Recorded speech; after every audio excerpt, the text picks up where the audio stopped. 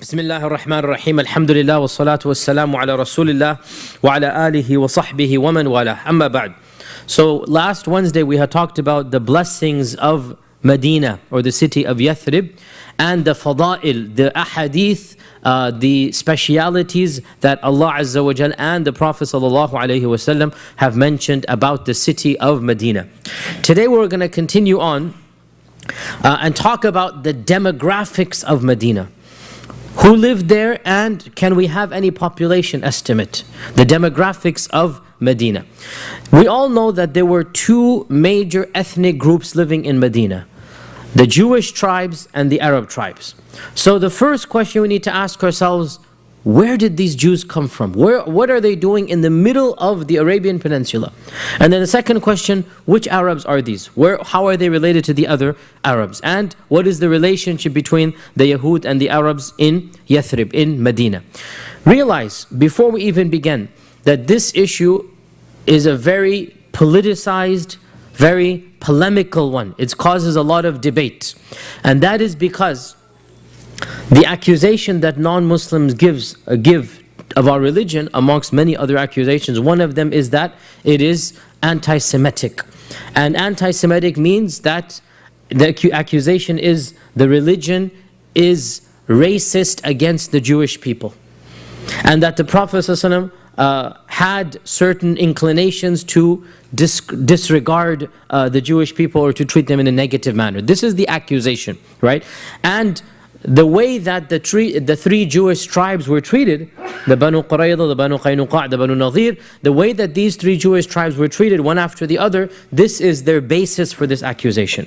Okay, so this is a very sensitive topic, and it is one that if you ever give da'wah to non-Muslims, eventually this comes up. Number of things: the process of marrying multiple women, the age of Aisha, and then one of the most important things, how he dealt with the Yahudi tribes. Right? So when we talk about it in this context, especially in North America, we need to understand clearly what happened without being apologetic. By now all of you know me, that inshallah, you have no doubt, inshallah, I'm not an apologetic. I'm not an apologist. What is an apologist? Somebody who wishes to water down Islam and make it compatible or palatable to all the enemies of Islam. I don't care what people criticize Islam. If it is true, we will have to defend it and we have to believe it. And if it's not true, then we tell them it's not true. Right? So if they say that you guys do XYZ, XYZ is what we do, we say yes, we do this. Whether you like it or not, this is our religion. Right? And if they lie about us, then we say no, this is not true. And if it is true, then we also have to explain. So did the Prophet have multiple wives? Yes, he did. Then we need to explain the rationale. There's wisdom behind it. And in explaining this, we are not watering Islam down. We're simply defending, and we're simply explaining that people should not be critical. So this is one of those topics. I'm just talking about it for the first time, but do realize that throughout the next few weeks and the next few years, because the Madani Seerah is 3 times the Makki Seerah, inshallah, if Allah gives us life, we'll continue this. I will have to go into a lot of detail into these Jewish relationships, because it is important for American Muslims to be aware of the details of what happened, some of which sound politically very incorrect and some of which have no problems with. Our basis is not political correctness. Our basis is, did the Prophet do it? If he did, what is the wisdom? That's what our methodology is going to be. So before we even go on this tangent, today we need to discuss a very important question that will contextualize the rest of this dimension, and that is, where did these Jews come from? And what are our sources for the stories about the Prophet ﷺ and the Jews? Now realize, one of the biggest problems that we face is that non-Islamic sources have no mention of these Jewish people at all. So the only reference we have to these tribes is from within the Islamic tradition. As of yet, we have not discovered any history, any chronicle that mentions the tribes in Medina. Now, there are references to Jews in Arabia, in other sources. But from the Islamic sources, we get all of the details. Now, this is considered problematic by non-Muslims. For us, it doesn't really matter that much. By non-Muslims, it's considered problematic. Why? Because they say these sources are biased. They all have an agenda. And what is the agenda? To defend the Prophet ﷺ no matter at what cost. Because they're all Muslims, so they're not going to be fair and balanced. That's only one network is fair and balanced, right? Otherwise, the Muslims can never be fair and balanced, right? Because, according to them, they will have this bias to defend the Prophet ﷺ, so we'll never know the full story. Anybody who opposes the Prophet ﷺ, according to them, will be painted in a negative light. And can you believe there are articles that I have read myself that defend Abdullah ibn Ubay ibn Salul as being a noble man, as being a leader. Why? Because, again, the point is, anybody who opposes the Prophet ﷺ is painted negatively, he must have been a good person. So they flip the entire narrative around. And they make the leader of the munafiqeen the real true gentleman and nobleman of Medina. And the same applies to the other stories as well. So we need to be very cautious and careful about how we're going to interpret the sources. So, we begin by saying there are a number of theories about where these Jewish tribes came from. Some of these theories were simply said by the early scholars, and some are propounded by later scholars. The first theory is that these tribes were sent by the Prophet Musa alayhi salam himself. That the Prophet Musa alayhi salam sent a small group to the land of Hijaz. Why? Because he knew that the Prophet Muhammad ﷺ would come from that land, and so he wanted a group of his followers to believe in him and welcome him.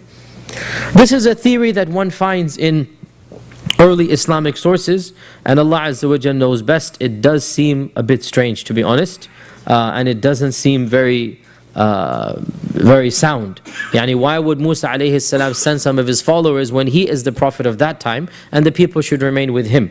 And he knows that there's going to be another prophet, Isa, between him and the Prophet ﷺ. And Allahu Alam, but he probably knew that the other prophet would come after a long time.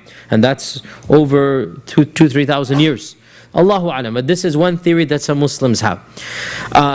Another theory, which seems more reasonable, and this actually might have some references in non-Islamic sources, as we'll mention.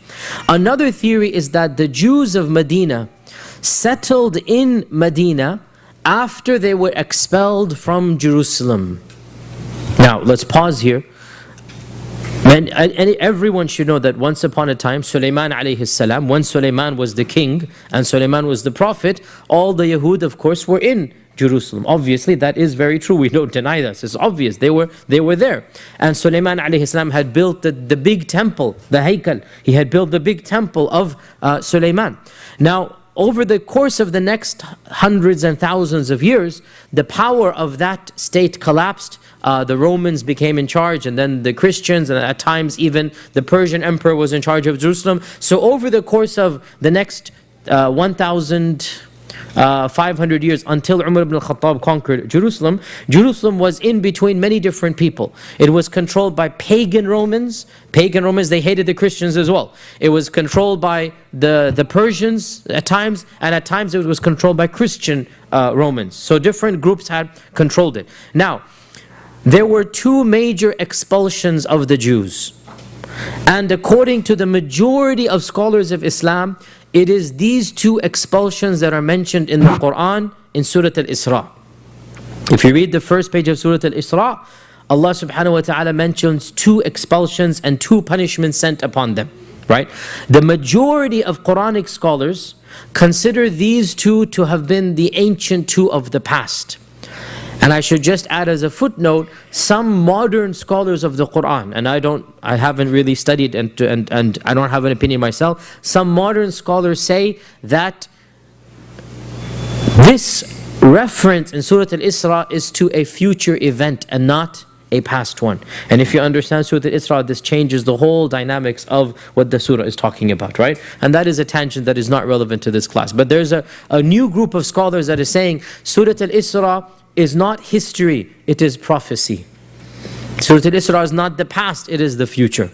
And that changes the entire dynamics if you understand the surah and what is being mentioned. But that is one theory. The majority of scholars in our history have always understood Surah Al-Isra as being history, i.e. the two expulsions. What are these two expulsions? The first expulsion took place in 587 BC, before the Christian era. 587 BC. And this was when Nebuchadnezzar, who was an evil tyrant rule, Bukhtanasar in Arabic, Nebuchadnezzar surrounded Jerusalem, and for the first time in the history of the Jewish empire, destroyed the Haykal of Sulaiman, the original Haykal, the actual temple that Sulaiman had built. And this was considered to be one of the wonders of the world. Why? Because the jinn built it, obviously. It was a structure the likes of which man had never seen. It was massive and beautiful. It was a feat of architecture. It was considered to be one of the 7 wonders of the ancient world. You might have heard of the 7 wonders of the ancient world. 7, if you like, creations of man that were just unparalleled. One of them was reputed to be the Haykal of Sulaiman. And of course, we as Muslims, we believe the reason why was because he had the jinn building him. Allah says in the Quran, right, that the jinn are banna'in wa ghawwas, right? That they were banna, architects, and ghawwas, diving deep into the water to get what they needed. So they're doing things in the water.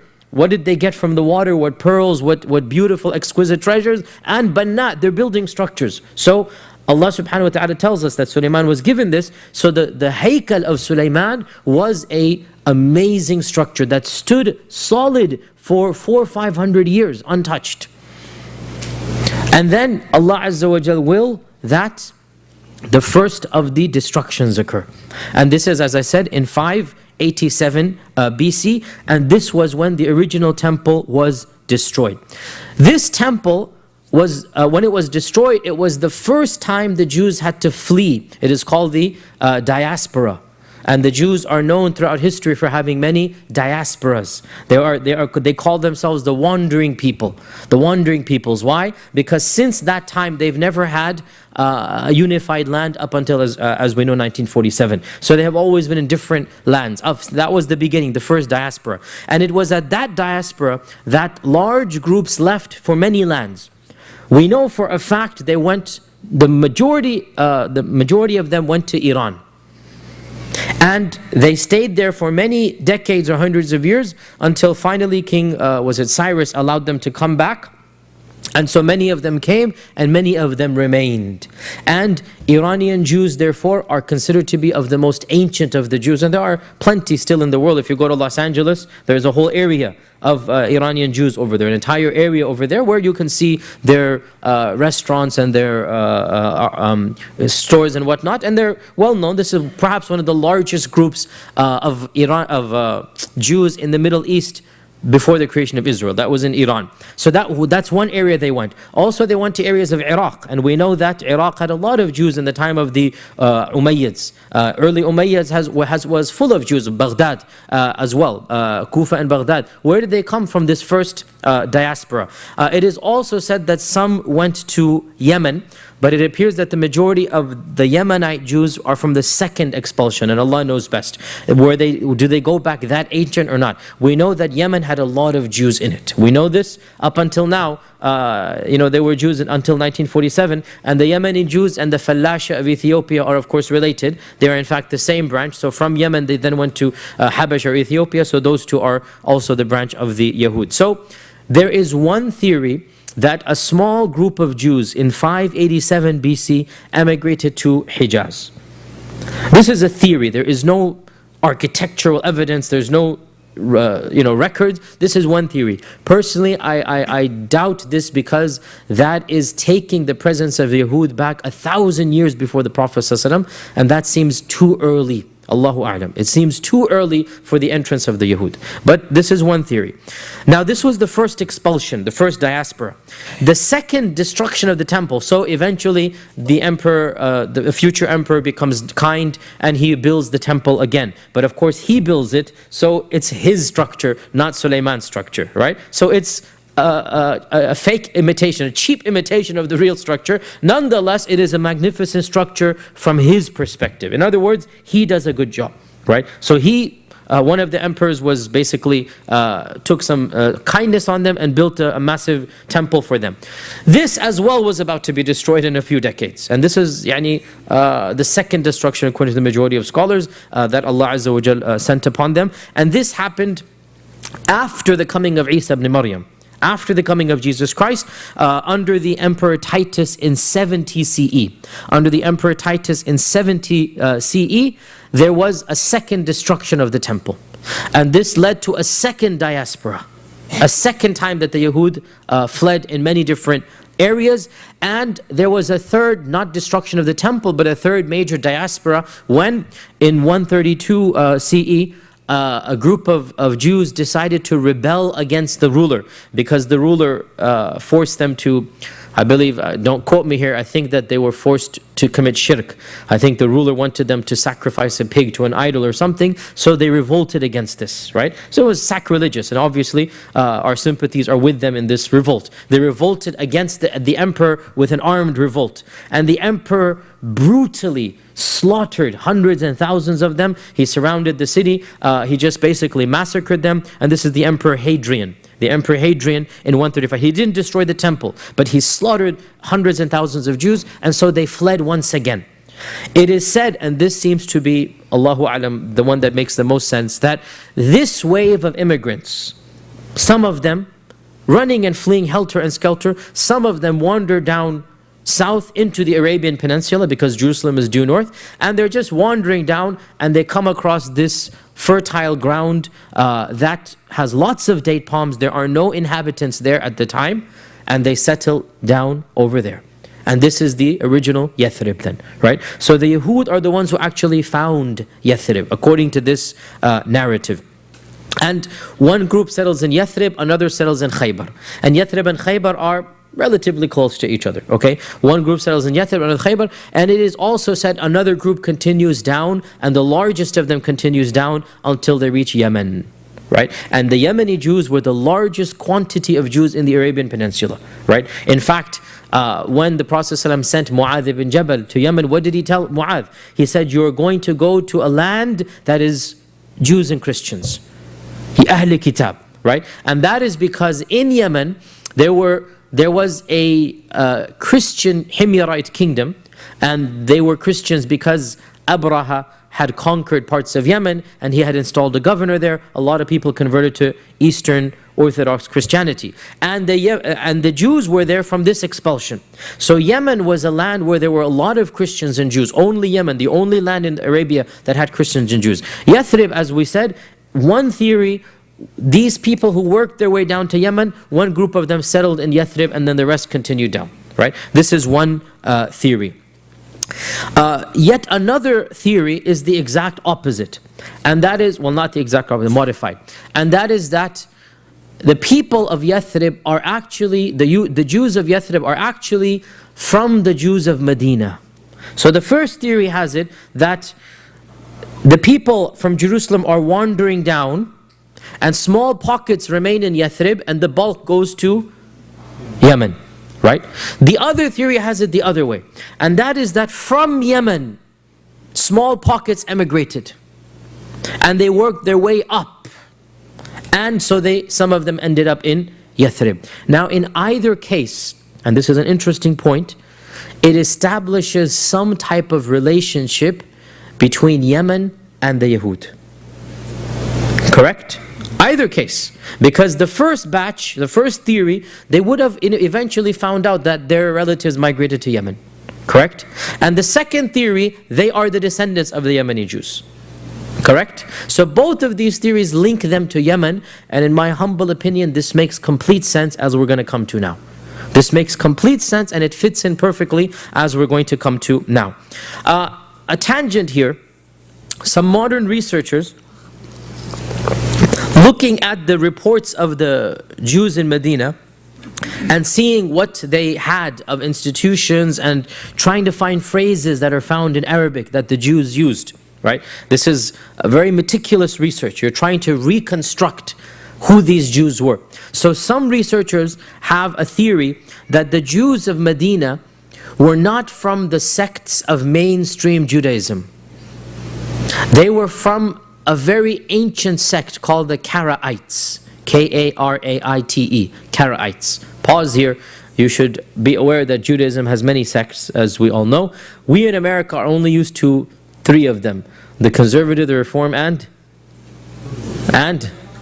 Orthodox. The Hasidics are a branch of the Orthodox. The Conservative, the Reform, and the Orthodox. These three sects are completely modern. They go back 100 years in America. It has nothing to do with classical Judaism. So we can ignore all of this for classical Judaism.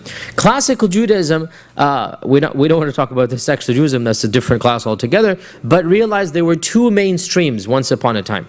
Two main streams. The first of them was called Rabbinic Judaism. And all of the Jewish groups in our times go back to Rabbinic Judaism. Rabbinic Judaism, look at it as the Jews who are required to follow the rabbis. Rabbinic. So the rabbis interpret the law and they follow the rabbis. The second group of Judaism, of Jews, and this is the theory that this group is from that second group, are the Karaites. By the way, in our times, the Karaites are only 40,000 in the whole world. They are very minuscule, and I have never met one in my life. They're a very small group. They're still around. The Karaites reject the authority of the rabbis. And they say we need to follow the Torah directly. We're not going to have the intermediary of the rabbis. We're going to follow the Torah directly. Now this is a bit simplistic, but the point is that there is something called Rabbinic Judaism, which has, look at it this way, books of fiqh.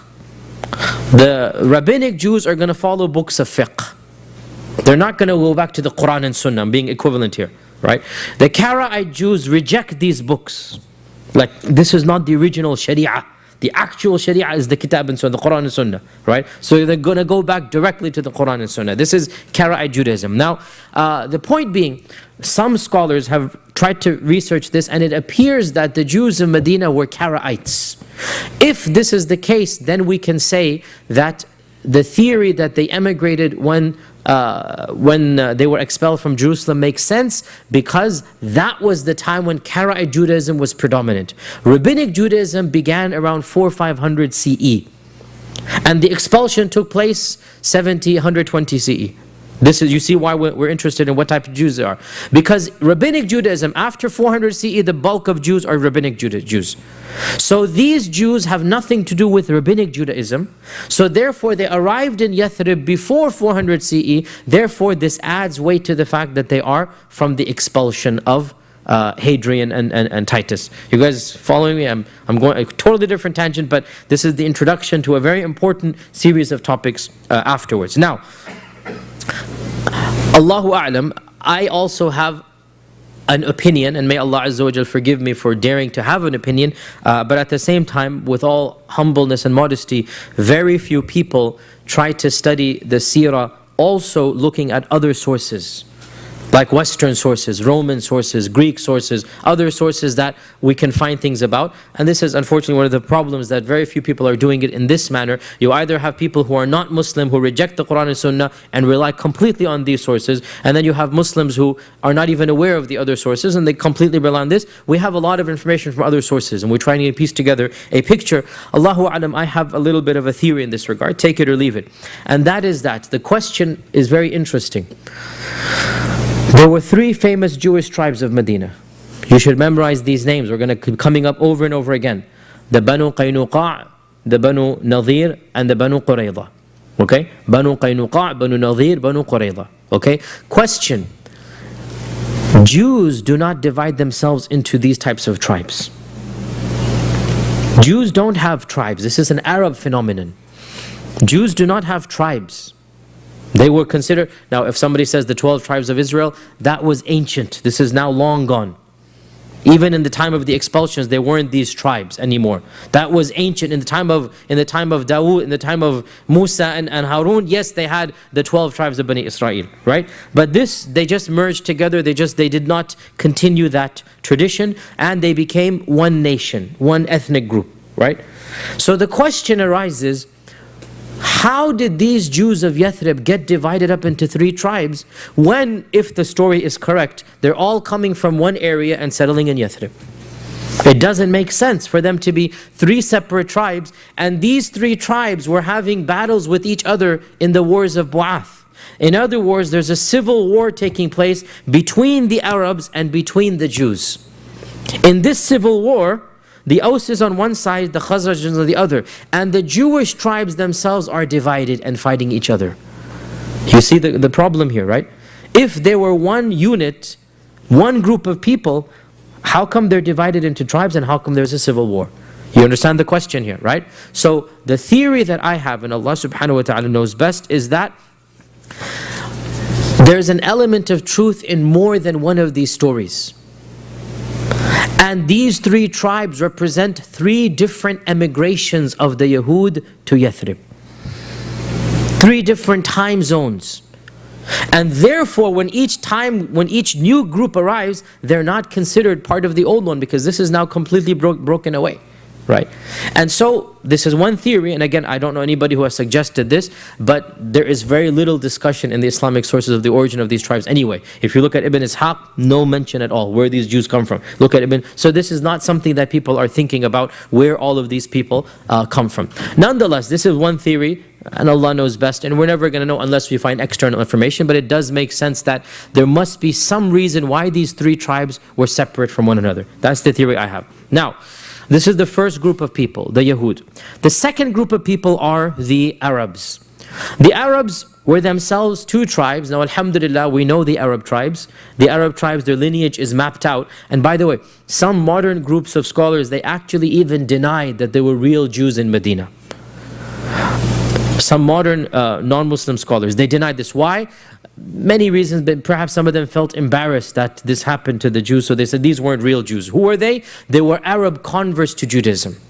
They weren't, you know, in the Jewish religion, you have to be ethnically, your mother has to be a Jew, right, for you to be considered a Jew. So if you're a convert, then most Orthodox groups of Judaism don't consider you, in fact all of them, don't consider you really to be a Jew. So there is a theory that these Jewish tribes were not actually Jewish, that they were Arab converts to Judaism. This is a ridiculous theory for one simple reason. If they were Arab converts, we would know their lineage. We would know where they're coming from. The Arabs, whatever they did, they preserved their lineage. And these three tribes appear out of nowhere. There is no connection with Adnan and Qahtan at all. So when there's no connection, we have connections with every single Arab tribe to Adnan or Qahtan. Remember we talked way back about the two main founders of the Arabs, right? Adnan and Qahtan. We have every single tribe you can think of, the Kinda, the Kinana, the Thaqif, the Quraysh. We can trace it all the way back. As for the Qaynu, even the names, by the way, Qaynuqa and Qurayza, these are not names that are familiar to the Arabs. They're Jewishized Arab names. So the theory that they are converts holds no weight because there's no lineage. And all Arabs have a lineage to these two. Now, the original settlers, therefore, in this land were Yahud. Where did the Arabs come from and who are the Arabs? The Aus and the Khazraj. The Aus and the Khazraj, we know much more about them because they're Arabs. So when we're talking about Arabs, we can map out the lineage. The Aus and the Khazraj, they are descendants of Qahtan. Qahtan, Adnan is the Prophet's ancestor. Right? Remember, go all the way back. There were two major founders of what we now call Arabs, Adnan and Qahtan. Right? And generally speaking, Qahtan was more southern and Adnan was more central, generally speaking.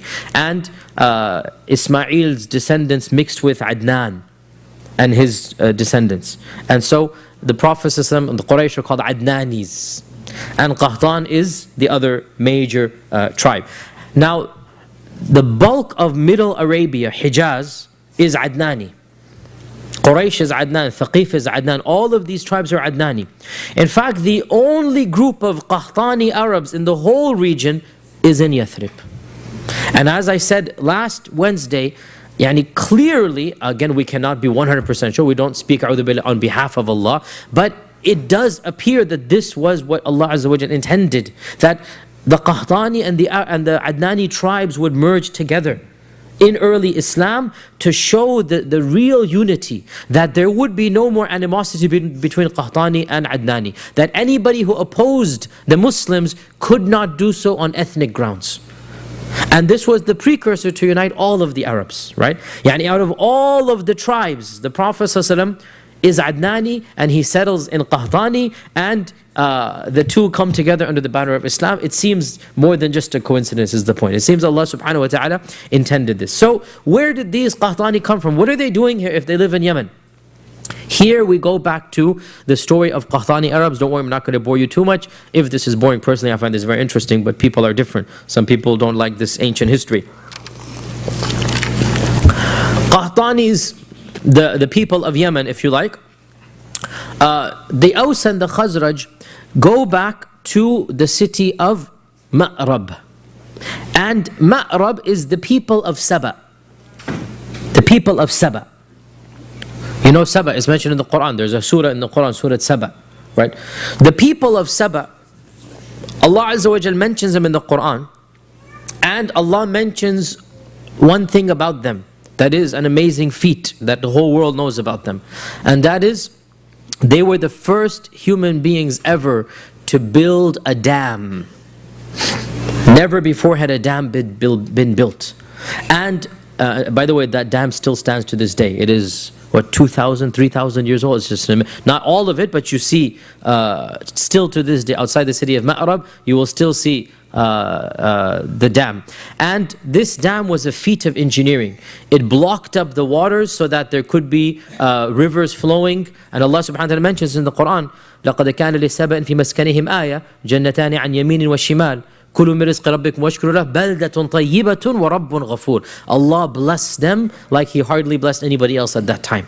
And Allah mentions this in the Quran. And they had rivers flowing from this dam, and the rivers gave them beautiful gardens. جَنَّتَانِ عَنْ يَمِينٍ وَشِمَالٍ. You know, there were gardens that on the right and the left of the city, and it was a beautiful place. And then Allah punished them. How did He punish them? The dam collapsed.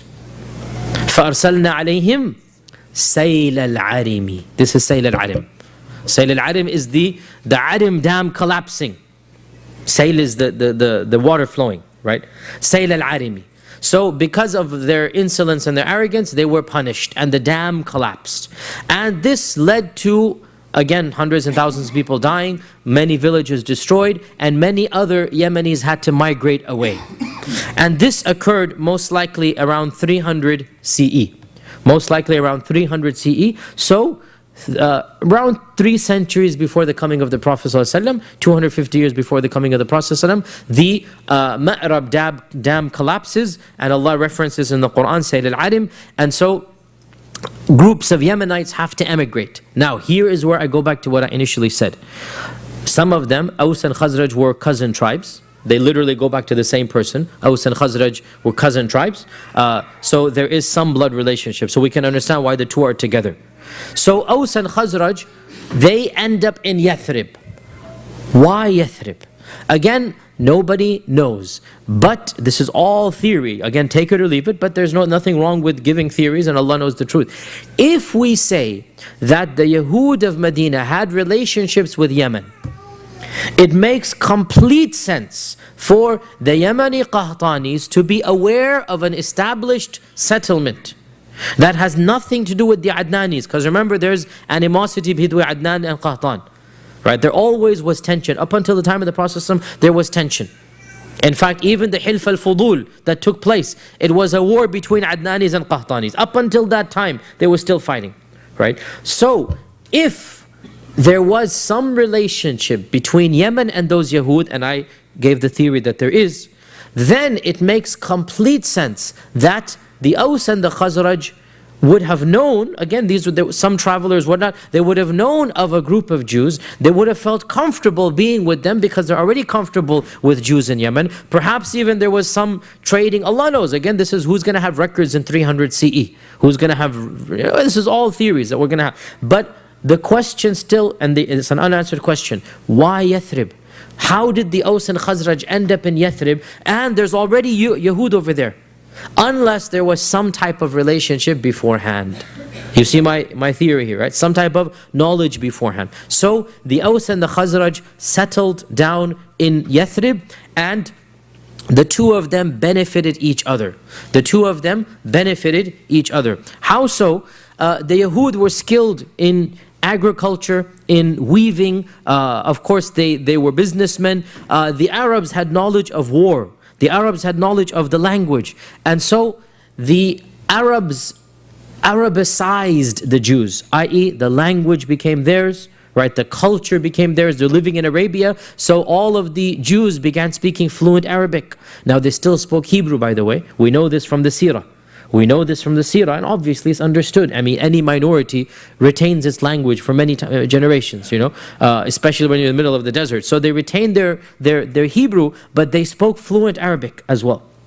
And they took on the culture of the Arabs, and the language of the Arabs, and the dress of the Arabs, with some Yahudi as well influence, but they kept much of their culture, and they adopted Arab culture. So when the Qahtanis, the Yemenis, the Aus and the Khazraj arrived in Yathrib, it appears that they didn't arrive together. And again, this is a theory.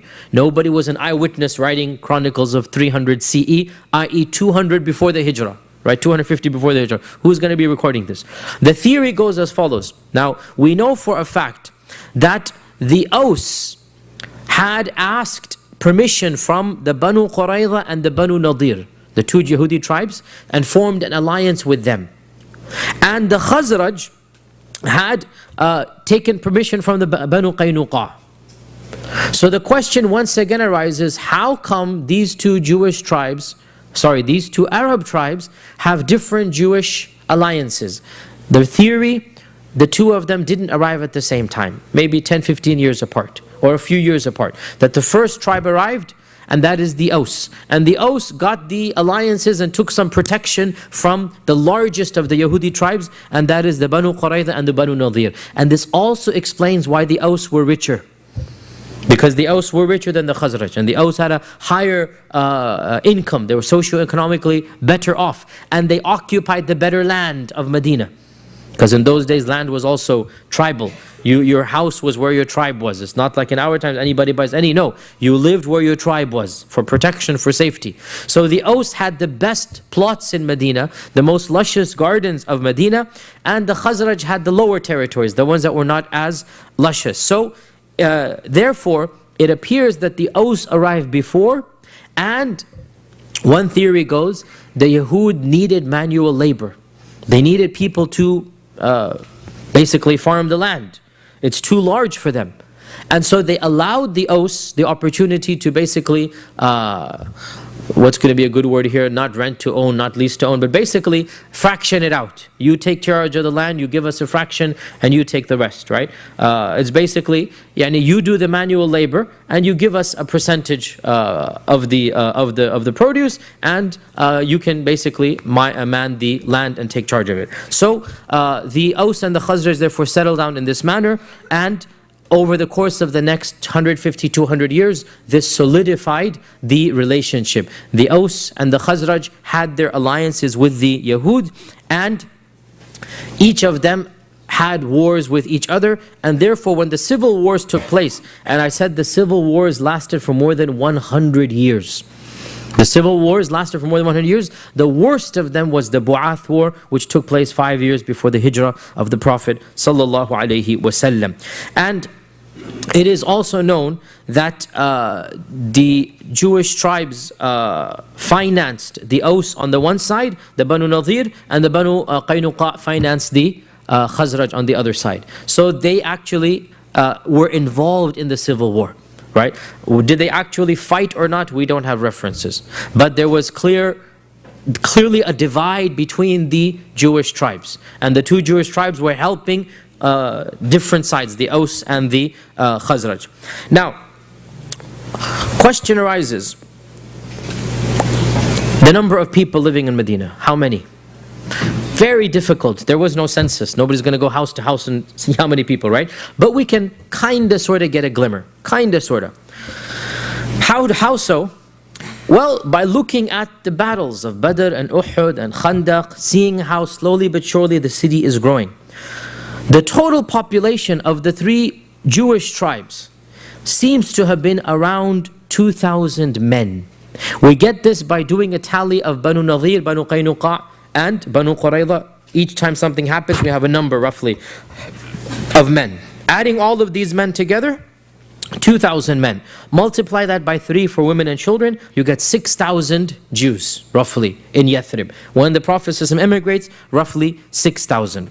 We also know that in the conquest of Mecca, the Ansar had around 4,000 to 5,000 men participating in the conquest, right? So 4,000 to 5,000 multiplied again by average of 3, you have 12,000 to 15,000 Arabs. So quantity-wise, the Arabs seem to be double the Jews. But the Jews had the power because they had the money and because they had the land. The best land, and because they had fortresses. The Aus and the Khazraj did not build fortresses. The Jews did not live in Medina proper. They lived outside. And they had fortresses, each of these 3.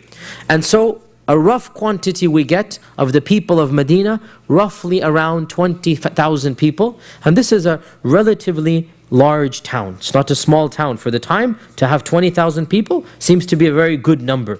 And we've already said that the the Arabs were more than the Yahud. We just have one narration we have time for, and then it is time for Dr. Bashar to make a presentation. And Dr. Bashar, we can go late because Isha is just starting in 10 minutes, so you can go for 20 minutes, inshallah, not a problem, inshallah. And the final thing that we just want to mention here is we talked about the demographics, and I need to now basically go back to where we left off from the story of the seerah, connect the demographics in Medina to the story of the seerah, and then next lesson we start talking about the Prophet ﷺ's first few days in Medina. And so we conclude today by talking about the Prophet ﷺ's arrival in the city of Yathrib. That when we had already talked about Suraqa ibn Malik, we had talked about the story of Ma'bad, we had talked about the number of people who converted along the way, and now the news has spread that the Prophet ﷺ is about to arrive. And so every single day the Ansar would go outside of the city towards what is now Quba, waiting for the Prophet ﷺ to come, because they know it's only a matter of time now. And every day they would go there in the morning and wait until around 10, 11 o'clock when the sun got too hot. And then they would have to go back and go to sleep because it was too hot. And so one day they went in the morning waiting and nothing happened, and they came back by 10, 11 o'clock, and in the distance the Prophet and Abu Bakr appeared, but there were no Ansar there because they were already back home in their houses. And it so happened that one of the Yahud, because they were the ones on the outskirts, and because they were the ones who had that plot of land, one of the Jewish men was on the top of the tree plucking the dates. So he was the first to see in the distance the Prophet and Abu Bakr coming. And the excitement of waiting for the Prophet was so immense that it had even affected the Jews. I mean, it's an exciting thing, it's about to happen. And this is the case in any community, that anything is happening, everybody feels happy about it. So the Jew became so happy, he cried out at the top of his lungs that, "O Arabs, your king has arrived." Notice, he knows that they have adopted, quote unquote, the Prophet as their king. Or, "O Arabs, your king has arrived." And he too is excited. And notice he says, "your kings." Because from the beginning, they did not expect the Prophet to be their, forget prophet, even ruler. And there was going to be tensions to come. Because he didn't say my king, he said your king has arrived. He's excited because everybody's waiting, but he doesn't ascribe it to himself, because that's not, they felt that until this point, they always felt that that's their business, we have our business, they will not interfere in our business. But slowly but surely that did happen. And so the Prophet ﷺ, when the news spread, the Ansar rushed out in hordes, hundreds and hundreds of them. And the Prophet ﷺ entered, according to one report, on the 2nd of Rabi' al-Awwal, according to another, on the 12th of Rabi' al-Awwal, on a Monday, in the 14th year of the Da'wah, which was to become the first year of the Hijrah. And Al-Bara' ibn Azim narrates in Sahih Muslim that I saw the Ansar all dressed up, coming out. In other words, as soon as they heard the Prophet ﷺ, they actually dressed up in good clothes to come and to greet him. And over 500 men came outside, all of them armed, meaning as a welcoming committee, armed and dressed, and they accompanied the Prophet ﷺ. The women climbed up onto the houses, the children are thronging around to see, and the Prophet ﷺ is surrounded by literally hundreds, if not thousands of people, all of whom believe in him, all of whom are happy that he is coming. And for the first time, we get a glimmer of hope. Change is in the air. It's not like Mecca where he's persecuted, where he's tortured. For the first time there's excitement, there's buzz, there's a freshness happening, that for the first time people in the hundreds and thousands are thronging to welcome him, to greet him. We can sense the joy, the vibrancy, the change in the air. We can sense that a new tide is coming, that the change has begun, that the blessings of Allah subhanahu wa ta'ala will signal a new era. And this is the seed of the first Islamic nation, and the story of its nurturing and its expansion and its flourishing will inshaAllah ta'ala be the story of the Madani's seerah, the Madani seerah, and that inshaAllah ta'ala we will resume in our next seerah class. I will now hand over to Dr. Bashar. One final point: I will not be here next Wednesday. I will be abroad, so the seerah class will be resumed 2 Wednesdays from now. So we'll get an email, and then inshallah 2 Wednesdays from now we'll resume the seerah class. Dr. Bashar, the floor is all yours. We already announced the Isha timing from the 1st of April will be 9 p.m. Isha from the 1st of April, 9 p.m. inshallah. You can take up the questions until we set up. Oh, okay. Any questions while they set up the PowerPoint? You have any announcements as well? Can we move it forward? Yeah, sure. Whatever you want to do. Any questions?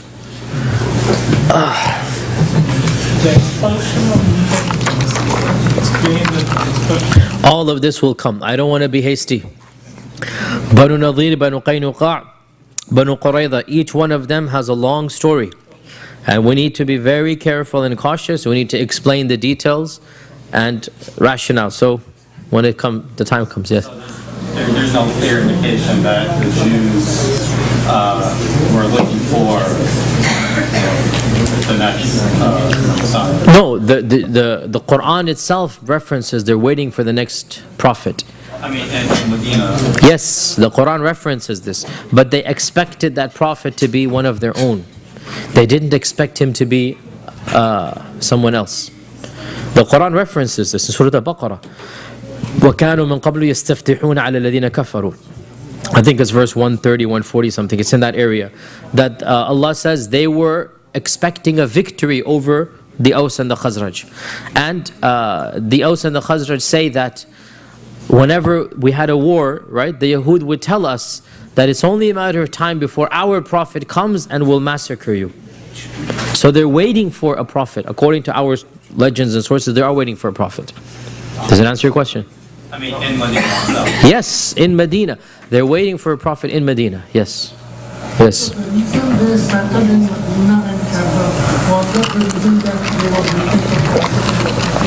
This is the theory that is given, and that is that just like Salman al-Farisi knew that one of the signs of the Prophet is what? That he's going to come in a land of dates, right? So this knowledge was known. We know this for a fact, it was known.